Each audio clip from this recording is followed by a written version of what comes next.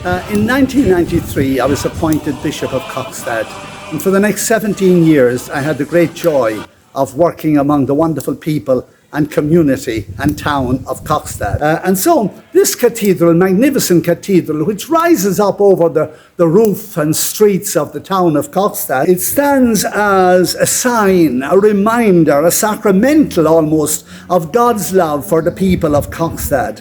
And so we come here to listen to the word of the Lord. We come to the cathedral to listen to the beautiful choirs for which Kokstad has always been famous. We came here to celebrate our marriages. My name is Laura Bischoff. I've been a parishioner here for 60 years. I met my husband on the steps outside the church. We were married here in 1968, and then we had 6 children. They were all baptized here. They all received their first Holy Communion. Good afternoon, I'm Elizabeth Macario. Hi, I'm Ernesto Macario.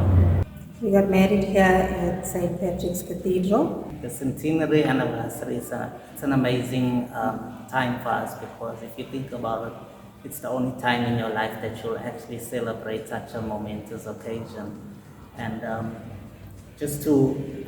it means a lot, because our forefathers were in this parish. I think I'm the 3rd generation in our family to serve in this parish, so it's really an amazing event, which means a lot to us as a community. Edna Faith Tasker. I was an Anglican. I became a Catholic in 1963 in Vryheid. And then my hubby died, and I came home to my family. And that was in 1973. So I've been at St. Patrick's since 1973. I got married in this church in 1954. There was no hall here, and it was pouring with rain. So the driver of the car took me right to the front door so that I could just hop into the church. And when I came back, there was a hall. We came here to celebrate ordination so that we should have priests. And now the majority of priests in the Diocese of Kokstad are from Kokstad, and many of them have been ordained in this cathedral. And above all, I think, when we celebrate the centenary of the cathedral, our minds must go to the Holy Cross sisters. It is true they are no longer in Kokstad since 1997, but they came here 100 years before that. They found almost nothing here on this very site. The cathedral had not yet been built. There was a small little church built by one of the oblates of Mary Immaculate. And there the sisters moved into the sacristy and immediately opened a school.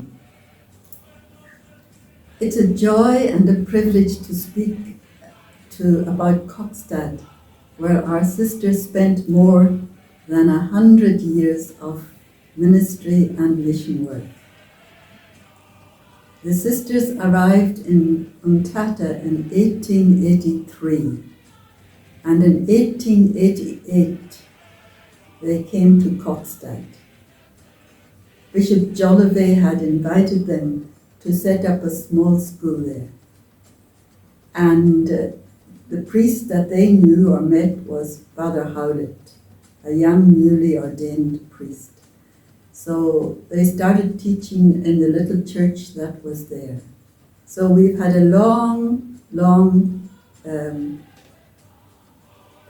relationship to the diocese and to the bishops. I came to Kokstad in 100 years later, after our sisters, after Holy Cross sisters had arrived in South Africa, in Umtata.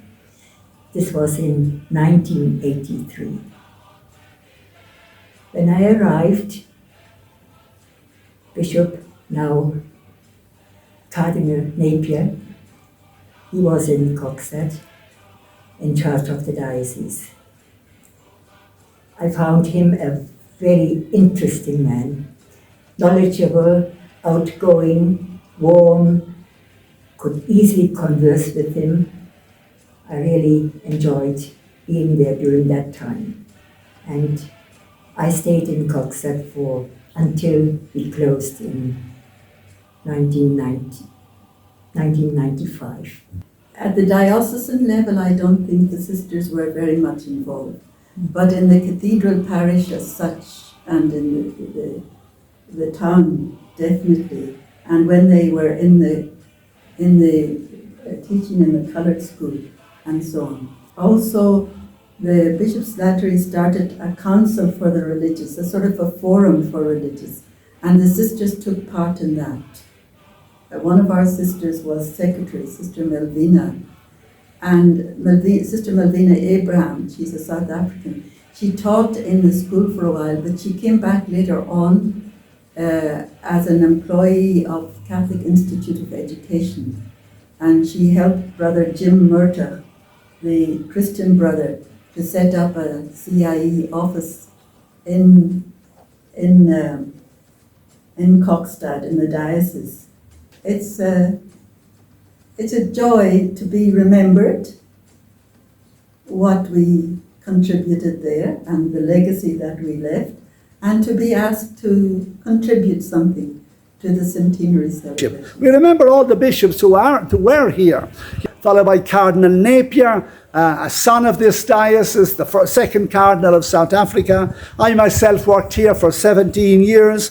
We remember Bishop Mpambane, Bishop Zolile, who served the people with such generosity. And now it's so fitting that we have a brother of Bishop Fleischer to celebrate the centenary of what Bishop Fleischer did 100 years ago. Thulani Mbuyisa, our present bishop, we ask God to bless him. It is he who celebrates this centenary here. How suitable it is.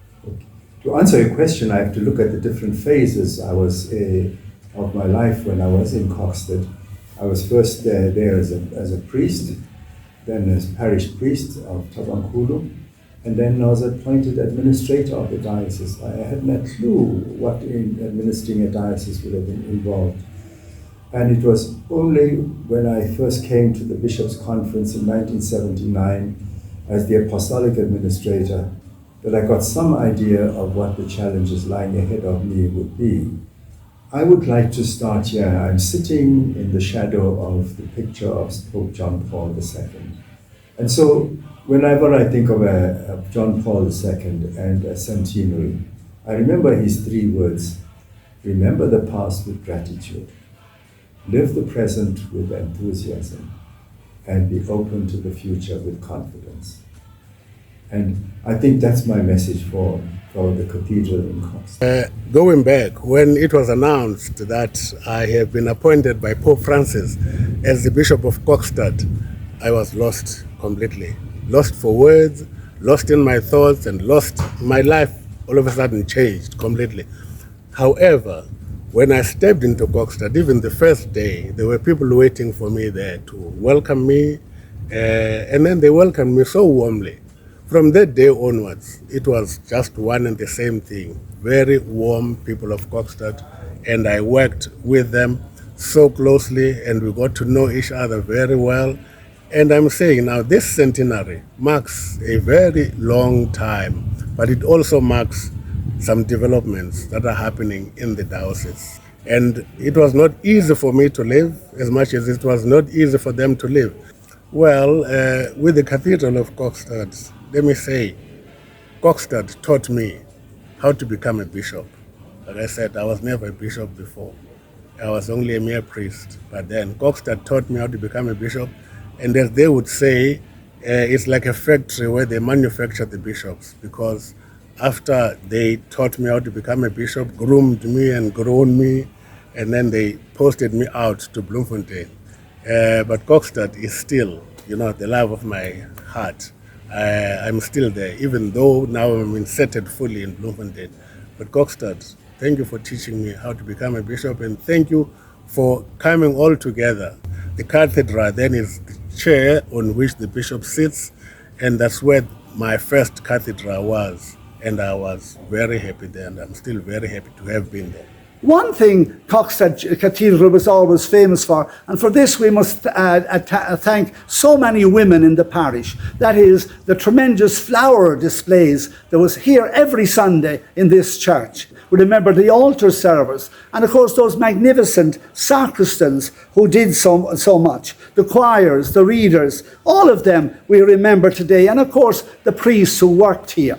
As we celebrate 100 years, there's a lot more to be said, indeed, about this wonderful cathedral. Good evening and welcome to the Diocese of Kokstad. We're here at St. Patrick's Cathedral. Today we gathered to celebrate our patron saint, St. Patrick, and as well as to close our year-long celebration of our centenary for our beautiful cathedral. So the day began with the march around town, as we did last year on the 17th of March, when we opened the centenary celebrations. After that, we then celebrated Holy Mass, beautiful celebration of thanksgiving to God for the 100 years of our cathedral. It was also a moment to say thank you to God for this inheritance that we have, the faith that has been handed over to us by our parents, by our families, by the priests, the sisters, and all those who help to catechize the people of our diocese. Now, just behind me, we are in the hall right now, and there's a choir festival. So we have listened to beautiful music by individuals, groups, and choirs from the various parishes. So I'd like to say thank you to each and everyone who has been praying with us and for us. Thank you to everyone who made an effort to be here to celebrate with us, and to all those who were involved in the planning and the preparation for this celebration. So to each and every one of you, we say blessings upon you. May St. Patrick continue to guide us, to intercede for all of us. We also, on this day, also launched and unveiled the Diocesan Coat of Arms. So for the first time now, our diocese has its own crest instead of using the one for the incumbent for the current bishop. So once again, happy St. Patrick's Day, and blessings to each and every one of you. Thank you.